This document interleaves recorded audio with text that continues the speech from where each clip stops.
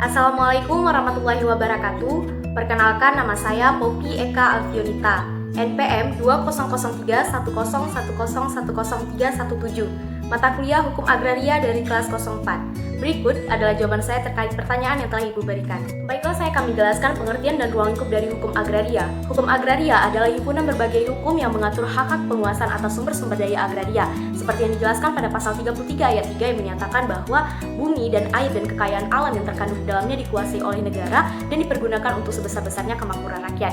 Di mana ruang lingkup dari hukum agraria ini meliputi hukum penguasaan atas air, hukum pertambangan, hukum perikanan, dan juga hukum tenaga dan unsur-unsur ruang angkasa. Nah, bagaimana kondisi hukum agraria di Hindia Belanda pada masa pendudukan penjajahan?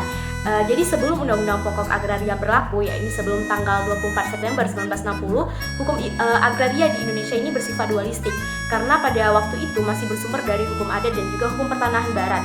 Nah, pada masa ini ada terjadi 3 babak. Yang pertama ada sebelum Indonesia merdeka, yakni tersusun berdasarkan sendi-sendi pemerintahan jajahan, karena bersifat dualisme, yaitu artinya berlakunya hukum adat dan juga hukum barat, dan juga tidak menjamin adanya kepastian hukum bagi rakyat asli, karena dalam hal ini bertujuan untuk mensejahterakan kolonial.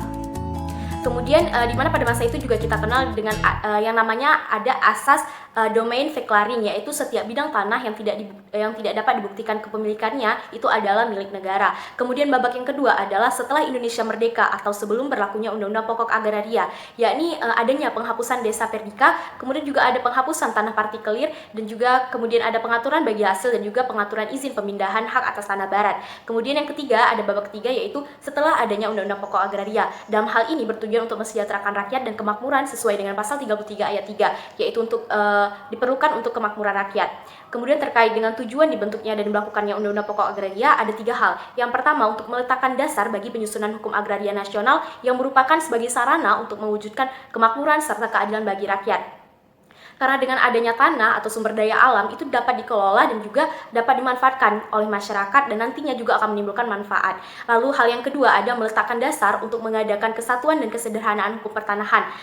Kemudian yang ketiga ada untuk meletakkan dasar memberikan kepastian hukum mengenai hak atas tanah bagi seluruh rakyat, karena semua tanah itu dapat didaftarkan dan juga nantinya akan mendapatkan dokumen yang sah, seperti yang dijelaskan pada pasal 33 ayat 3 menyatakan bahwa bumi dan air dan kekayaan alam yang terkandung di dalamnya itu dikuasai oleh negara dan dipergunakan untuk sebesar-besarnya kemakmuran rakyat. Dalam hal ini mengapa diperlukannya Undang-Undang Pokok Agraria.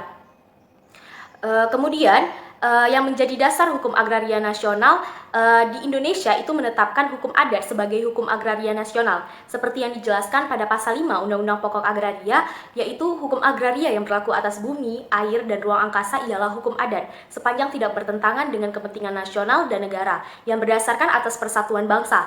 Nah, hukum adat di sini terbagi menjadi 2 sumber. Yang pertama ada sebagai sumber utama, yaitu penggunaan tanah untuk kepentingan bersama dan jangan sampai nantinya itu dapat merugikan orang lain. Dan yang kedua ada sebagai sumber pelengkap. Dalam hal ini lebih mengutamakan kepentingan nasional dan negara, persatuan bangsa, sosialisme Indonesia, dan juga tidak bertentangan dengan peraturan-peraturan yang ada. Soal nomor 2, saya akan menjelaskan mengenai apa itu hak bangsa, hak menguasai, dan juga hak ulayat. Yang pertama ada hak bangsa. Jadi hak bangsa Indonesia ini telah diatur di dalam pasal 1 ayat 1 sampai dengan ayat 3 Undang-Undang Pokok Agraria. Hak bangsa Indonesia merupakan hak penguasaan atas tanah yang tertinggi di dalam hukum tanah nasional. Hak ini juga menjadi sumber bagi hak-hak penguasaan atas tanah yang lain. Karena hak bangsa Indonesia ini telah mengandung 2 unsur. Yang pertama ada unsur kepunyaan dan juga unsur kewenangan. Unsur kepunyaan ini berarti subjek atas hak bangsa Indonesia ada pada seluruh rakyat Indonesia itu sendiri dan juga meliputi seluruh wilayah Indonesia. Kemudian ada yang kedua tadi unsur kewenangan, itu berarti tugas kewenangan untuk mengatur penguasaan dan memimpin penguasaan terkait dengan pengurusan tanah yang dilaksanakan oleh negara. Lalu yang kedua ada yang namanya hak menguasai. Hak menguasai ini diatur dalam pasal 2 Undang-Undang Pokok Agraria, karena hak ini bersumber dari hak bangsa Indonesia sendiri dan kewenangannya juga bersifat publik, seperti yang dijelaskan menurut pasal 2 ayat 2 Undang-Undang Pokok Agraria, yaitu hak menguasai dari negara memberikan wewenang untuk mengatur dan menyelenggarakan peruntukan, penggunaan, persediaan, dan memelihara bumi, air, dan juga ruang angkasa, serta juga menentukan dan mengatur hubungan-hubungan hukum antara orang-orang berwenang dengan bumi, air, dan ruang angkasa, dan juga menentukan serta mengatur hubungan-hubungan hukum antara orang-orang dan juga perbuatan-perbuatan hukum yang mengenai bumi, air, dan ruang angkasa tersebut. Nah, subjek dari hak menguasai dari negara ini adalah negara Republik Indonesia sendiri sebagai organisasi kekuasaan seluruh rakyat Indonesia dan juga meliputi semua tanah yang berada di wilayah Republik Indonesia. Dalam hal ini baik sebagai tanah yang belum maupun yang sudah dimiliki dengan hak perorangan. Kemudian yang ketiga ada hak ulayat. Nah, hak ulayat ini telah diatur di dalam pasal 3 Undang-Undang Pokok Agraria, yaitu hak ulayat merupakan serangkaian wewenang dan juga kewajiban suatu masyarakat hukum adat yang berhubungan dengan tanah yang terletak dalam lingkungan wilayahnya. Nah, subjek dari hak ulayat ini adalah masyarakat hukum adat, baik yang tinggal di wilayah yang sama maupun yang terikat dengan hubungan darah. Nah, bagaimana pengaturan terkait dengan hak milik, hak guna bangunan, hak guna usaha, kemudian hak pakai publik ataupun hak pakai privat dan juga hak pengelolaan. Nah, yang pertama ada hak milik. Itu telah diatur di dalam pasal 33 Undang-Undang Dasar 1945 mengenai hak penguasaan tanah milik perorangan oleh negara. Ketentuannya juga dijelaskan pada pasal 28G dan pasal 28H ayat 4 Undang-Undang 1945 yang mengisyaratkan bahwa setiap warga negara itu memiliki hak untuk mendapatkan perlindungan terhadap seluruh harta benda yang berada di bawah kekuasaannya. Dan setiap orang juga berhak untuk memiliki hak milik pribadi dan hak milik tersebut nanti dapat diambil alih secara sewenang-wenang. Tidak dapat diambil alih secara sewenang-wenang oleh siapapun juga. Kemudian yang kedua ada hak guna bangunan. Itu telah diatur pada pasal 35 Undang-Undang Pokok Agraria bahwa hak guna bangunan adalah hak-hak untuk mendirikan dan mempunyai bangunan-bangunan atas tanah yang bukan miliknya sendiri dengan jangka waktu itu paling lama 30 tahun dan nantinya hak guna bangunan ini dapat beralih atau dialihkan kepada pihak lain. Kemudian yang ketiga ada hak guna usaha. Itu telah diatur di dalam Undang-Undang Nomor 5 Tahun 1960 Pasal 29 ayat 1 yang menyebutkan bahwa hak guna usaha itu hanya diberikan untuk waktu paling lama 25 tahun. Seperti yang dijelaskan pada ayat 2-nya, untuk perusahaan yang memerlukan waktu yang lebih lama lagi dapat diberikan hak guna usaha untuk waktu paling lama 35 tahun. Kemudian yang keempat ada yang namanya hak pakai publik dan juga hak pakai privat. Jadi hak pakai ini adalah hak untuk menggunakan atau memungut hasil dari tanah negara yang dikuasai langsung oleh negaranya yang memberikan wewenang dan kewajiban yang ditentukan dalam keputusan pemberiannya oleh pejabat yang berwenang dalam hal untuk memberikannya. Atau tanah milik orang lain dalam perjanjian dengan pemilik tanahnya yang bukan perjanjian sewa-menyewa atau perjanjian pengelolaan tanah.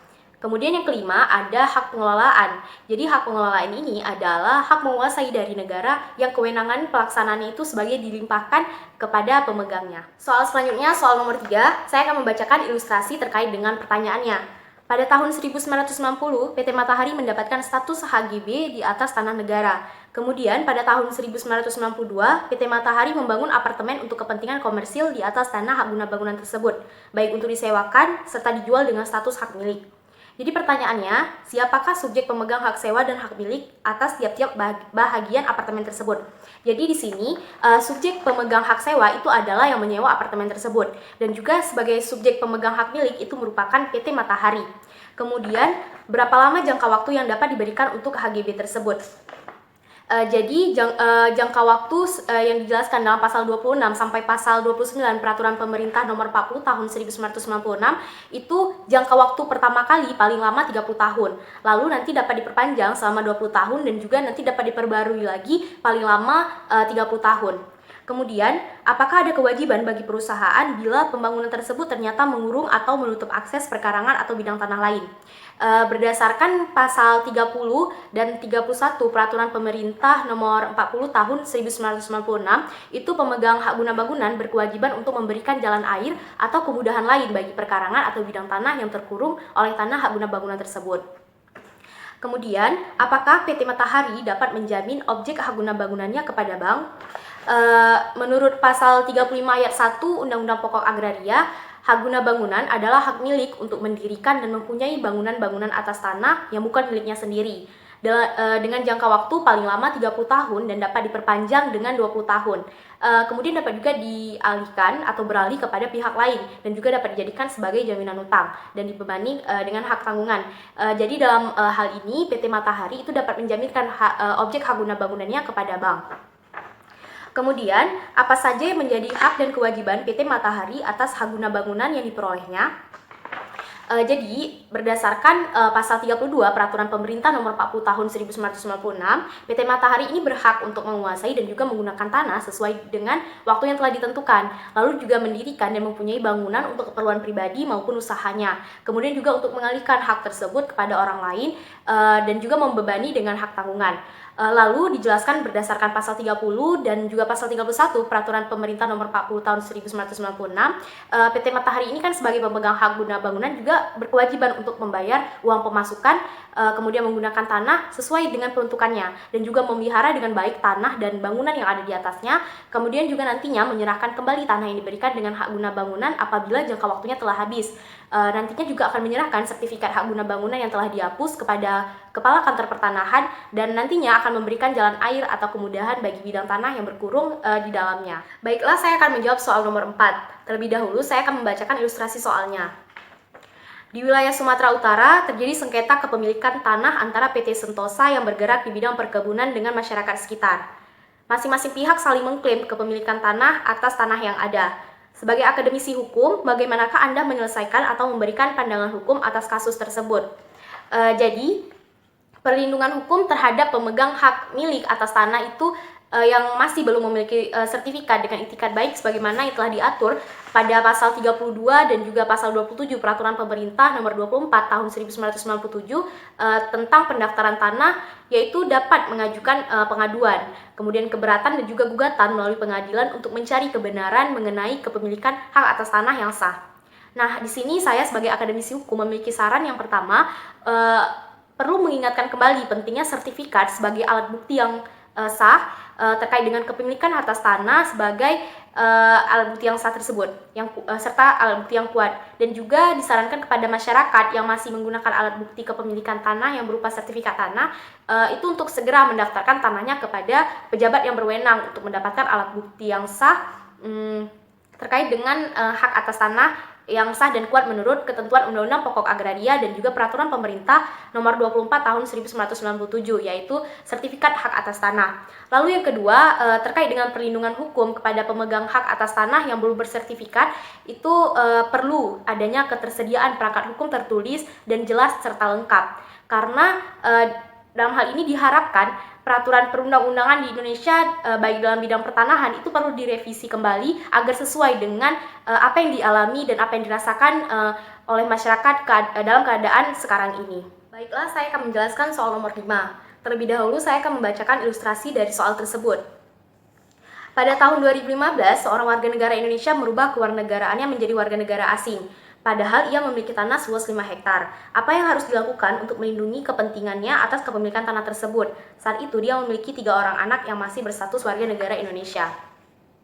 Jadi, ketika seorang warga negara Indonesia beralih status menjadi warga negara asing, maka terdapat beberapa hak atas tanah yang tidak dapat lagi dimilikinya dan harus dilepaskan. Hal ini dijelaskan berdasarkan Undang-Undang Pokok Agraria terkait dengan status kepemilikan tanah dan bangunan yang dapat diberikan bagi warga negara asing yang tinggal di Indonesia itu hanya sebatas hak pakai atau hak sewa saja. Sehingga selain dari kedua hak tersebut, maka hak atas tanah yang dipunyai oleh warga negara Indonesia harus dilepaskan apabila ia hendak memutuskan untuk menjadi warga negara asing. Ketentuan ini telah ditegaskan di dalam pasal 21 Undang-Undang Pokok Agraria bahwa warga negara Indonesia yang mempunyai hak milik atas tanah kemudian beralih menjadi warga negara asing wajib melepaskan hak tersebut dalam jangka waktu 1 tahun setelah hilangnya kewarganegaraan. Dalam hal ini, warga negara Indonesia yang telah berkewarganegaraan asing dapat mengalihkan hak milik atas tanahnya itu kepada anak-anaknya yang masih berkewarganegaraan Indonesia. Tadi kan di soal dibilang bahwasannya dia masih memiliki 3 orang anak yang berstatus warga negara Indonesia. Nah, ada beberapa cara yang dapat ditempuh oleh orang tersebut terkait dengan pemindahan kepemilikan tanah untuk anaknya. Salah satu opsi yang paling aman ialah ia harus memberikan atau merubah status kepemilikan tanah tersebut menjadi milik anaknya. Ataupun jika tanah tersebut sudah tidak diperlukan lagi, maka tanah tersebut dapat dijualnya ataupun dapat diberikan secara cuma-cuma dalam artian bisa dihibahkan atau diwakafkan. Namun berdasarkan soal dikatakan bahwa seseorang tersebut masih memiliki anak, jadi tanah tersebut dapat dialihkan atau diubah nama menjadi kepemilikan atas anak tersebut. Sekian penyampaian jawaban dari saya. Mohon maaf apabila terdapat kesalahan dalam penyampaian jawaban tersebut. Saya akhiri, wabillahi taufiq wal hidayah. Wassalamualaikum warahmatullahi wabarakatuh.